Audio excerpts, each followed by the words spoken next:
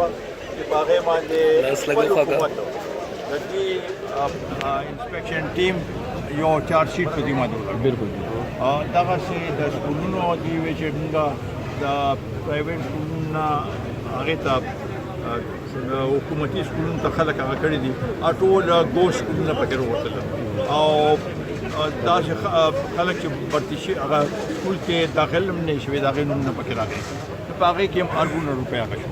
اوس په دا تاسو به یو څو ورځې کې وګورئ په هیلث کې به په صحت په محکمې کې به هم داسې هغه روپۍ دا خو د دوی د دې صوبې کارکردګي شو. عمران خان هر ځای کې وایي چې مونږ په هغه صوبې کې دا کار کړی دی دا کار کړی دی اوس به مونږ ټول مونږ زما په خیال ټوله دي دوه درې شیزونه دي. یو دا خو په کار دی چې دوی خپل ترجیحاتو کې معیشت کوي. دویم دا چې پارلیماني حکومت دلته پارلیماني نظام دی نو څو پورې چې حکومت اپوزیشن سره یو ورکینګ ریلیشنشپ نه جوړ کړي نو اسمبلی خو نشي چلېدی. دا د اوه میاشتو سره اسمبلی نه چلېږي.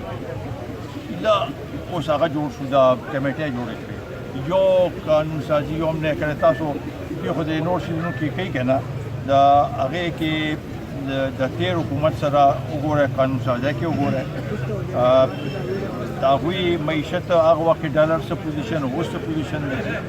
گروتھ ریٹ تقریباً 5.5 اوس 3.9 ته راغی او ایشین هغه وایي تجزیه کار وایي چې بل کال به 3.4